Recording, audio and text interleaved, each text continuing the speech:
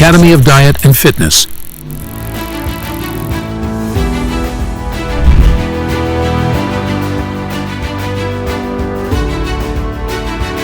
Chapter 11 Sports Performance and Exercise Nutrition.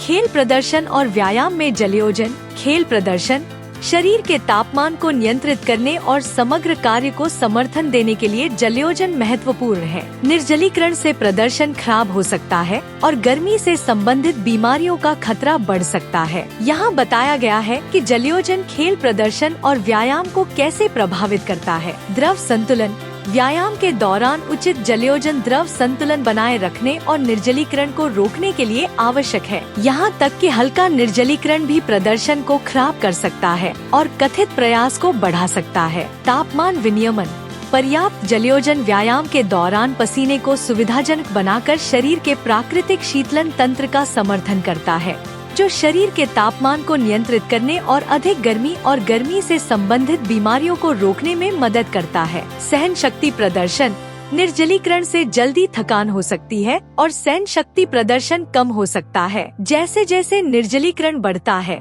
व्यायाम की तीव्रता और अवधि सीमित हो सकती है, जिससे व्यायाम प्रदर्शन में गिरावट आ सकती है। संज्ञानात्मक कार्य खेल और व्यायाम के दौरान संज्ञानात्मक कार्य को बनाए रखने के लिए हाइड्रेटेड रहना महत्वपूर्ण है। निर्जलीकरण फोकस ध्यान और निर्णय लेने में बाधा डाल सकता है, जिससे मैदान पर या प्रतियोगिता में समग्र प्रदर्शन प्रभावित हो सकता है। इलेक्ट्रोलाइट संतुलन पसीने से न केवल पानी की कमी होती है, बल्कि सोडियम, पोटेशियम और मैग्नीशियम जैसे इलेक्ट्रोलाइट्स की भी हानि होती है। इलेक्ट्रोलाइट संतुलन बनाए रखना तंत्रिका कार्य, मांसपेशियों के संकुचन और समग्र सेलुलर कार्य के लिए महत्वपूर्ण है। खेल प्रदर्शन और व्यायाम के लिए जलयोजन रणनीतियाँ। प्रीहाइड्रेशन गतिविधि से पहले के घंटों में तरल पदार्थ पीकर अच्छी तरह से हाइड्रेटेड व्यायाम शुरू करें। व्यायाम से 2 से 3 घंटे पहले 400 से 600 मिली 13 से 20 ऑन्स पानी और शुरू करने से 10 से 20 मिनट पहले अतिरिक्त 200 से 300 मिली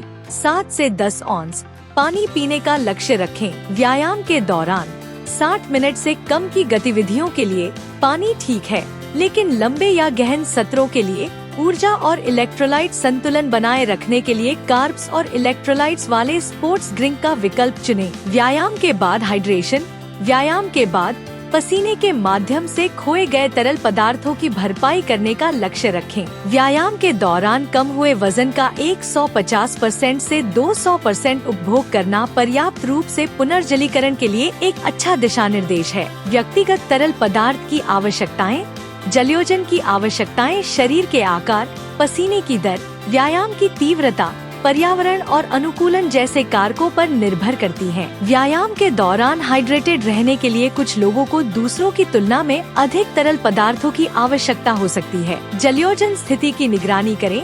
निर्जलीकरण के लक्षणों पर ध्यान दें, जैसे गहरे रंग का मूत्र, शुष्क मुंह, थकान और चक्कर आना। व्यायाम से पहले और बाद में शरीर के वजन की निगरानी करने से तरल पदार्थ के नुकसान का अनुमान लगाने में भी मदद मिल सकती है। पर्यावरणीय विचार गर्म और आर्द्र वातावरण पसीने के माध्यम से तरल पदार्थ की हानि को बढ़ाते हैं। इन स्थितियों में जलयोजन बनाए रखने के लिए तरल पदार्थ का सेवन बढ़ाना महत्वपूर्ण है। खेल प्रदर्शन और व्यायाम में सूक्ष्म पोषक तत्व जैसे विटामिन और खनिज खेल प्रदर्शन और व्यायाम के लिए महत्वपूर्ण है। मैक्रो पोषक तत्वों की तुलना में कम मात्रा में आवश्यक होने के बावजूद ऊर्जा चयापचय और समग्र स्वास्थ्य का समर्थन करते हैं। यहाँ बताया गया है कि सूक्ष्म पोषक तत्व खेल प्रदर्शन और व्यायाम को कैसे प्रभावित करते हैं। ऊर्जा उत्पादन बी विटामिन जैसे सूक्ष्म पोषक तत्व और मैग्नीशियम जैसे खनिज ऊर्जा चयापचय के लिए महत्वपूर्ण है। कार्बोहाइड्रेट वसा और प्रोटीन को एटीपी में बदलने में सहायता करते हैं, जो व्यायाम के दौरान मांसपेशियों के संकुचन के लिए ऊर्जा स्रोत हैं। एंटीऑक्सीडेंट रक्षा विटामिन सी और ई, बीटा कैरोटीन और सेलेनियम जैसे सूक्ष्म पोषक तत्व व्यायाम के दौरान उत्पन्न मुक्त कणों से लड़ते हैं, ऑक्सीडेटिव तनाव और सेलुलर क्षति को कम करते हैं। मांसपेशियों की कार्यप्रणाली और रिकवरी कैल्शियम, मैग्नीशियम और पोटेशियम जैसे खनिज मांसपेशियों की कार्यप्रणाली में सहायता करते हैं, ऐंठन को रोकते हैं और मांसपेशियों की रिकवरी और अनुकूलन में सहायता करते हैं। प्रतिरक्षा कार्य विटामिन ए, सी, डी, ई और जिंक सहित सूक्ष्म पोषक तत्व प्रतिरक्षा स्वास्थ्य को मजबूत करते हैं, जो सक्रिय व्यक्तियों के लिए महत्वपूर्ण है, क्योंकि व्यायाम अस्थायी रूप से प्रतिरक्षा को दबा सकता है। हड्डियों का स्वास्थ्य, कैल्शियम, विटामिन डी, विटामिन के और मैग्नीशियम हड्डियों की अखंडता के लिए महत्वपूर्ण है।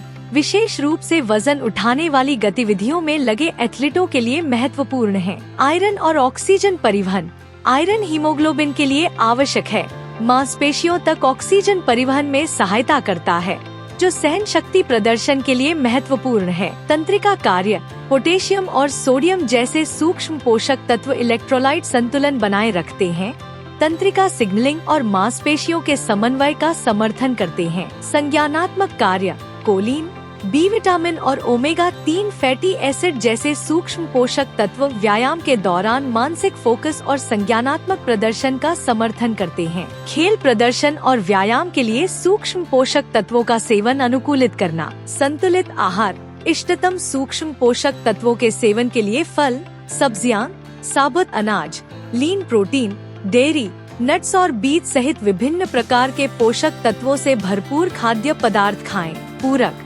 यदि आपके आहार संबंधी प्रतिबंध हैं, तो सूक्ष्म पोषक तत्वों की खुराक पर विचार करें, लेकिन प्रतिकूल प्रभावों को रोकने के लिए अत्यधिक सेवन से बचें। भोजन का समय, उचित समय पर भोजन और नाश्ता व्यायाम प्रदर्शन और रिकवरी में सहायता के लिए सूक्ष्म पोषक तत्वों की निरंतर आपूर्ति सुनिश्चित कर सकते हैं। व्यायाम से पहले और बाद के भोजन में मैक्रोन्यूट्रिएंट्स और माइक्रोन्यूट्रिएंट्स का मिश्रण शामिल करना फायदेमंद होता है। जलयोजन, सूक्ष्म पोषक तत्वों के अवशोषण और परिवहन के लिए उचित जलयोजन आवश्यक है। पर्याप्त रूप से हाइड्रेटेड रहने से व्यायाम के दौरान समग्र पोषक तत्व ग्रहण और उपयोग में सहायता मिलती है। व्यक्तिगत आवश्यकताएं, आयु, लिंग, शरीर का आकार, प्रशिक्षण की तीव्रता और लक्ष्य जैसे कारकों के आधार पर व्यक्तिगत पोषक तत्वों की आवश्यकताएं भिन्न हो सकती हैं। खेल आहार विशेषज्ञ या पोषण विशेषज्ञ से परामर्श करने से व्यक्तिगत आवश्यकताओं के अनुरूप सूक्ष्म पोषक तत्वों के सेवन में मदद मिल सकती है। खेल प्रदर्शन और व्यायाम में पोषक तत्वों के सेवन का समय पर पोषक तत्वों का सेवन ऊर्जा स्तर,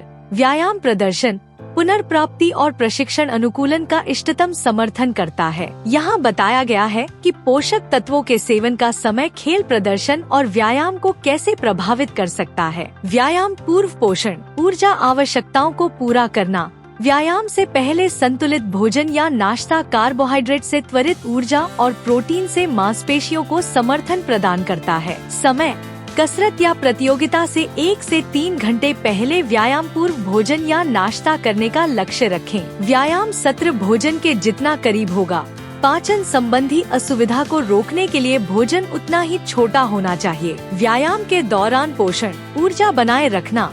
60 मिनट से अधिक समय तक चलने वाली लंबी सहनशक्ति गतिविधियों के लिए व्यायाम के दौरान कार्बोहाइड्रेट का सेवन ऊर्जा के स्तर को बनाए रखने और थकान को कम करने में मदद कर सकता है। स्पोर्ट्स ड्रिंक, एनर्जी जेल या आसानी से पचने योग्य कार्बोहाइड्रेट युक्त खाद्य पदार्थ आम विकल्प हैं। इलेक्ट्रोलाइट प्रतिस्थापन, 90 मिनट से अधिक समय तक चलने वाली गतिविधियों या गर्म और आर्द्र परिस्थितियों में द्रव संतुलन बनाए रखने और निर्जलीकरण को रोकने के लिए इलेक्ट्रोलाइट प्रतिस्थापन आवश्यक हो सकता है। व्यायाम के बाद का पोषण, मांसपेशियों की रिकवरी।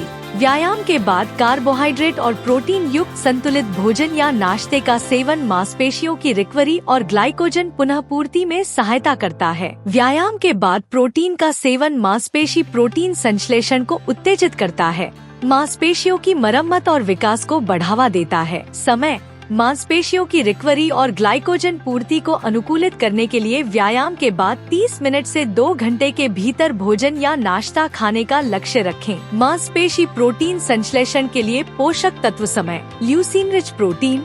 व्यायाम के बाद अमीनो एसिड ल्यूसीन जैसे मट्ठा प्रोटीन, सोया प्रोटीन से भरपूर प्रोटीन स्रोत का सेवन मांसपेशी प्रोटीन संश्लेषण को बढ़ाने के लिए दिखाया गया है। इस उद्देश्य के लिए लगभग 20 से 25 ग्राम उच्च गुणवत्ता वाला प्रोटीन शामिल करने की अनुशंसा की जाती है। आवृत्ति, व्यायाम के बाद सहित पूरे दिन प्रोटीन का सेवन वितरित करने से सकारात्मक मांसपेशी प्रोटीन संतुलन बनाए रखने में मदद मिलती है।